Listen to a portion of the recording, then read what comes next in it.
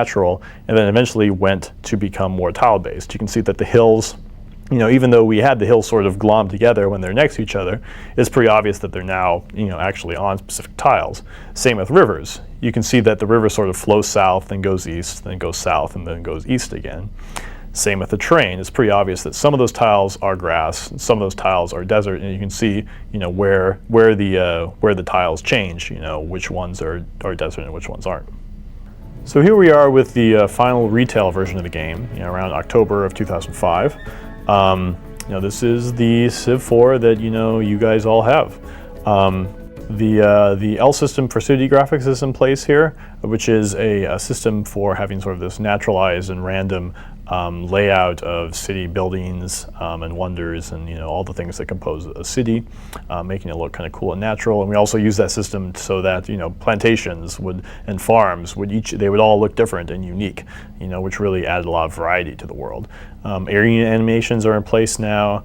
We have a much improved hill and peak system. That's kind of a further iteration from the last version, where we're trying to go further with trying to make the hills and peaks look natural when they come together. We also have tree cuts, which is, as you can see, that when the river winds through the forest, it actually sort of the trees disappear to leave space for it, which is a nice effect. We also have finally a front-end interface. For the beginning of the game, we're using our interface middleware to make the intro screens look good and feel right. There's been a full interface to conversion. The middleware is now, basically in every screen of the game, obviously, because this is the final product. Cities are selectable. You can mouse over the city billboards and select them directly on the map, which is a neat thing that we knew we wanted to get in. The world builder is now written in Python, which means that it's extendable as well. And all the final screens are in the game, the histograph screens, the reward screen. We're all here at this point. And this is the version that shipped, and that our fans seem to enjoy a lot. And we're really happy to get to this. We were really happy and relieved to get to this point. And literally working. Some of us were working up to the very last second, making builds and tearing some people's hair out that were worried about schedules, but really trying to fit everything we could in the last possible minute so that what we were shipping would be the best thing possible. And I just know that Soren, I just saw a side of Soren that I hadn't seen before, and I had worked with him on Civ 3, and it was really amazing just seeing how hard he worked. So. And it's interesting at this point kind of to look back at each one of the screens from each of the 8 versions that we displayed here today, version A through G and the final retail version. See just how far the game came graphically and how much changed, what stuff stayed the same and what stuff didn't.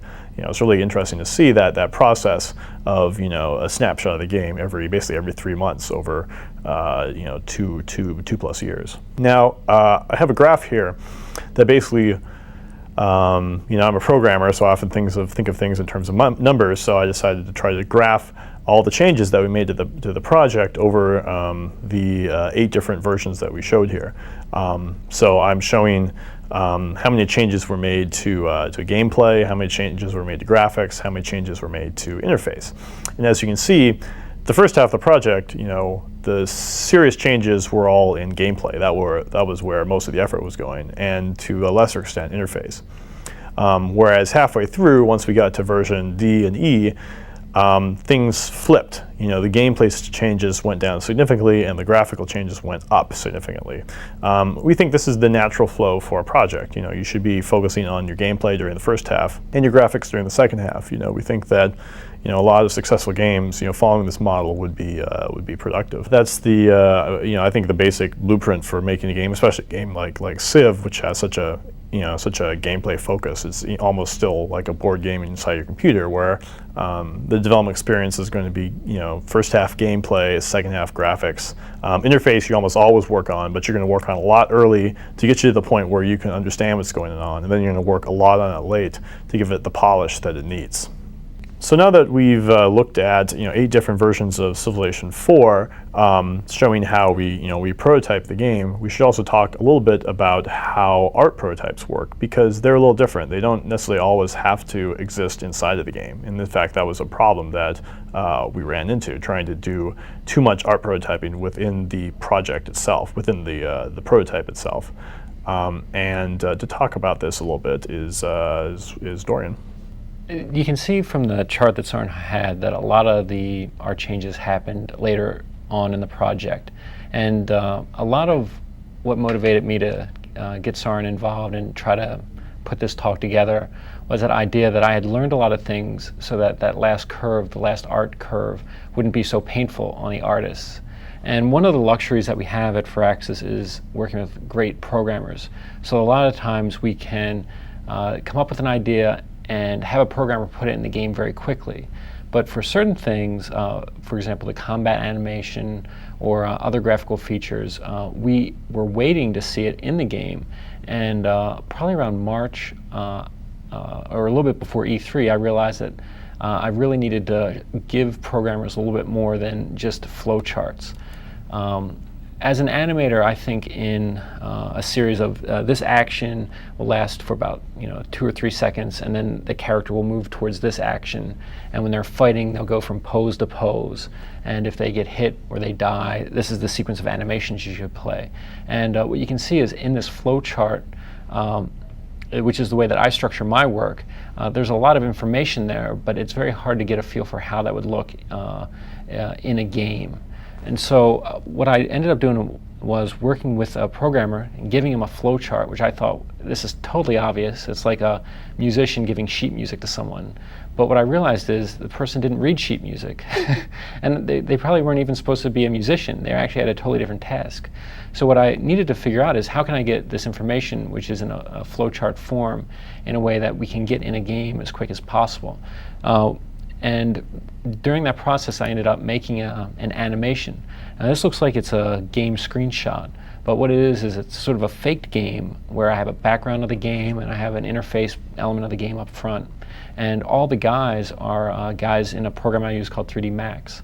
And I set the camera angles up so they'd be fake. And what I did is I took the animations that I had made for the game and linked them up in such a way and timed them so it looks like these 5 guys are running at the swordsman and getting chopped up. And for the first time, I showed that to Soren, I showed that to Bart, and they all went, "Ah, is that how combat should look?"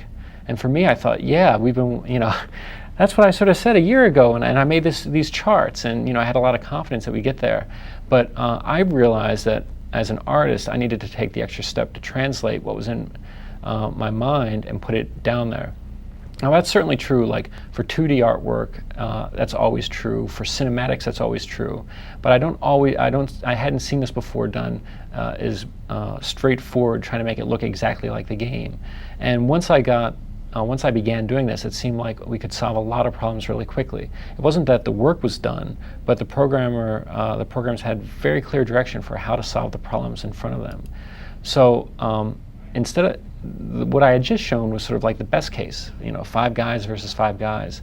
And what I needed to do is make sure that I handled the special cases. Like, what if there was only 1 guy and he beat 5 guys? Is that fun to look at? Is that exciting for a player to see? Visually, does it look like it's going to frustrate the game player? Because if you have 5 guys and they lose to 1 unit, it's really frustrating.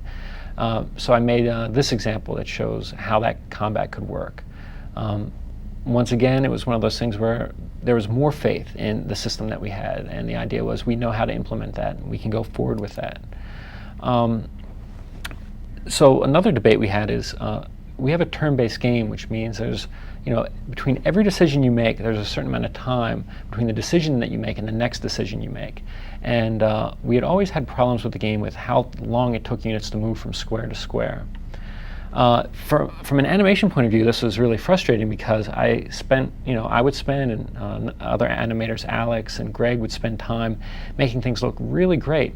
And then when they would move from square to square, they'd sort of stutter or they'd look a little bit weird. And I was like, Soren, I need more time to get the units from point to point. And Soren would say, we don't want to spend more than a second between selecting where you want to move and getting there. And I realized that this combat animation stuff worked great. What if I make movement rates work and sort of say, this is how I would like to see the game end up working? So I pitched this to Soren, and I realized it really is too long to wait. If a unit moves 6 tiles or 6 squares, it's way too long, and as a game player, it was getting frustrating. So after a few brainstorm sessions with Bart Muzzin, I was like,